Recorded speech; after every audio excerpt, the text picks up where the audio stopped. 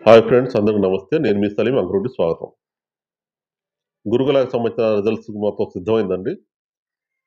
కోర్టులో horizontal case ఉన్నప్పటికీ కూడా వెరిఫికేషన్‌కి మాత్రం ఎటువంటి అడ్డంకులు లేకుండానే ఏర్పాటు జరుగుతున్నట్టు సమాచారం.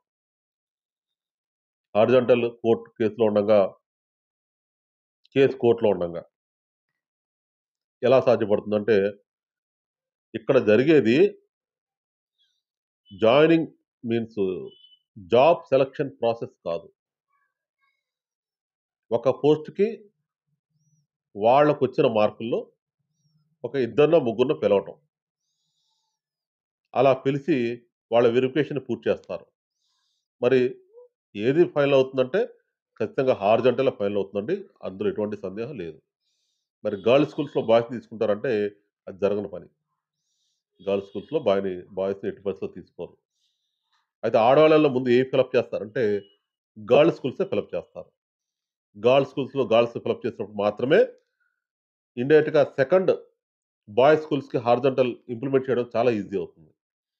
అలా మెరిట్ లిస్ట్‌లో గర్ల్స్ స్కూల్స్ వాళ్ళని మాత్రమే ముందు ఫిలప్ చేసిన తర్వాత, మిగతా వాళ్ళల్లో అయితే అమ్మాయిల్లో మెరిట్ తక్కువున్న, తర్వాత హారిజాంటల్ వల్ల కొన్ని వుమెన్ పోస్టులు ఒకటండి. హారిజాంటల్ వల్ల ఎక్కడ లాస్ అయిద్దంటే, ఎక్కడైతే ఏ కాస్ట్‌లో, ఏ సబ్జెక్ట్‌లో అయితే జెంట్స్‌ని క్రాస్ చేసి లేడీస్ ముందుకెళ్తారో, అక్కడ రిజర్వేషన్‌లో లేడీస్ పొందాల్సిన ఫలాలన్నీ పోతాయి.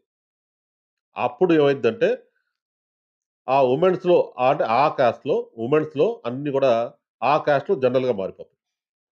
That is horizontal. మీరు 100 వీడియోలు చూడండి, 1000 వీడియోలు చూడండి. లాజిక్ అదే. కట్టడి సమాంతరంగా. సో, ఇది గూడా మీకు ఆల్రెడీ చెప్పా నేను ఒక వీడియోలో. కొన్ని సబ్జెక్ట్స్‌లో ఎస్సీ, ఎస్టీ, బీసీఏ వాళ్ళు మాత్రం ఎక్కువ హారిజాంటల్‌కి ఎఫెక్ట్ కాబోరు. బీసీబీలో, బీసీడీలో, ఓస్ మెన్స్‌లో, ఈడబ్ల్యూఎస్‌లో. వీళ్ళ విషయంలో మాత్రం ఆడవాళ్ళు, మగవాళ్ళని క్రాస్ చేసే అవకాశం ఉంది. అది కూడా అన్ని సబ్జెక్ట్స్‌లో కాదు, కొన్ని సబ్జెక్ట్స్‌లోనే. అలా క్రాస్ అయినప్పుడు మాత్రమే ఒక 10% ఆడవాళ్ళు కోల్పోయే అవకాశం ఉంటది. యాక్చువల్‌గా అక్కడ ఆ 10% మగవాళ్ళకి న్యాయం జరుగుతుంది. అంతే తప్ప భారీగా లేదా మొత్తం ఒక పెద్ద కేక్‌లో సగానికి సగం ఎళ్ళిపోయిద్దేమో, పోయిద్దేమో, మన జాబ్ మిస్ అయిద్దాం అట్లే ఉండదండి. దాని ఎఫెక్ట్ మాత్రం చాలా తక్కువ ఉంటది. కానీ ఉంటారు గదా! పాపం ఆ లాస్ అయినోళ్ళుంటారు గదా!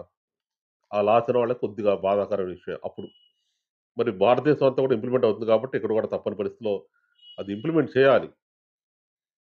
నాకు అర్థం కాని విషయాలు హారిజాంటల్ విషయంలో చాలా ఉన్నాయి గానీ, దాని గురించి దాని గురించి మళ్ళీ మాట్లాడితే, మళ్ళీ మన వాళ్ళు ఆడవాళ్ళకి వైపు మాట్లాడతారు, అది మాట్లాడతారంటారు గానీ, ఏది న్యాయమో, ఏది అన్యాయమో కోర్టులు తేలుస్తాయి. దాని గురించి మళ్ళీ మనం కామెంట్ చేయడం అది చట్టవిరుద్ధం.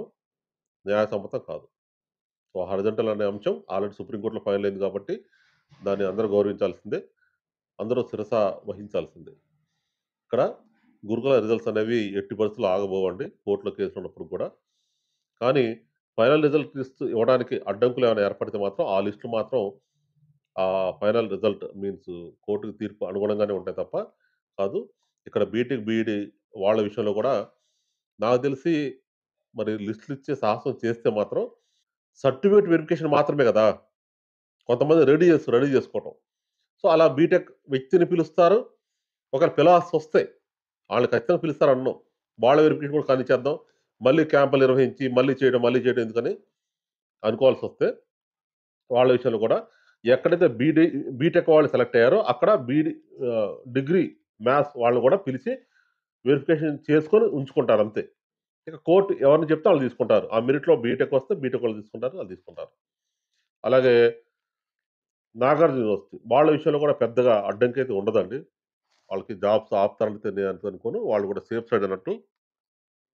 ఇక music teachers. Music, music teachers వాళ్ళ విషయంలో గూడా ఏదో కోర్ట్‌లో కేసు ఉన్నట్టుగా చెప్తున్నారు కాబట్టి, ఏదో ఎగ్జామ్ తెలుగులో పెట్టాల్సింది ఓన్లీ ఇంగ్లీష్ మీడియంలో పెట్టారని. సో, అది గూడా ఆహ్, వాళ్ళకి ఏది న్యాయసమ్మతో అదే జరుగుతుంది. ఒకవేళ పరీక్ష పెట్టాల్సొస్తే దాన్ని ఒక 10 రోజుల ముందు వాళ్ళకి చెప్పి, ఆ రిజల్ట్ వరకు ఆపుతారు. ఆ ఎగ్జామ్ పూర్తయిన తర్వాత మళ్ళీ ఆళ్ళొక మెరిట్ లిస్ట్ రావడం జరుగుతుంది. సో, ఏదైతే ముందు ట్రైన్ అయితే బయలుదేరితే ఆటోమేటిక్‌గా ఒక్కొక్క బోగి దానికి అటాచ్ చేయాల్సిందే. ఇంజిన్ ఎళ్ళిపోతుందంటే బోగీలు ఆపుకుంటారా? ఎవరు ఆపుకోరు కదా! సో, బోర్డ్ కూడా ఈ ప్రాసెస్ అంతా త్వరగా అయిపోతే బాగుండు అని ఉంటుంది తప్ప, సో, అట్లా ఒక ఇంజిన్ అయితే స్టార్ట్ అవ్వాలి అర్జెంట్‌గా. ఎందుకంటే టైం చాలా అయిపోతుంది కాబట్టి. ఇప్పటికే చాలా టైం అవుతుంది. దాని టెన్షన్ వల్ల వేరే జాబ్ కూడా ప్రిపేర్ కాలేని పరిస్థితి. ఈ నిద్ర పట్టని పరిస్థితి, ఏమి తెలియని పరిస్థితి, ఏదైనా సంతోషకరమైన విషయాన్ని ఎంజాయ్ చేయలేని పరిస్థితి. సో, ఇలాంటి పరిస్థితి కంటే ఆ రిజల్ట్ ఏదో వచ్చిన తర్వాత తెలుసుకుంటే మనకు చాలా యూజ్‌ఫుల్‌గా ఉంటుంది కాబట్టి, మిత్రులారా గురుకులాలకు సంబంధించి మాత్రం అతి త్వరలోనే ఒక శుభవార్త వింటారు. చాలా చాలా త్వరలోనే. ఇంక విధంగా చెప్పాలంటే మీ సర్టిఫికేట్స్ అన్నీ కూడా రెడీ జేసుకోండి. ఎక్కడ కూడా ఎవరు ఇబ్బంది పడాల్సిన విషయంలో సమాచారం విషయంలో మాత్రం చక్కగా చేరేస్తారు. ఆల్రెడీ రిజల్ట్స్ ఇచ్చిన తర్వాత అంటే వెరిఫికేషన్ లిస్ట్ అయిపోయిన తర్వాత 1:1కి ముందే మెరిట్ లిస్ట్ ఇస్తారు. యాక్చువల్‌గా మనకి ఒక డిమాండ్ అయితే తీసుకురావచ్చు. ముందుగా మెరిట్ లిస్ట్ ఇమ్మని అడగొచ్చు మనం యాక్చువల్‌గా. అడిగే హక్కుంటుంది మనకి.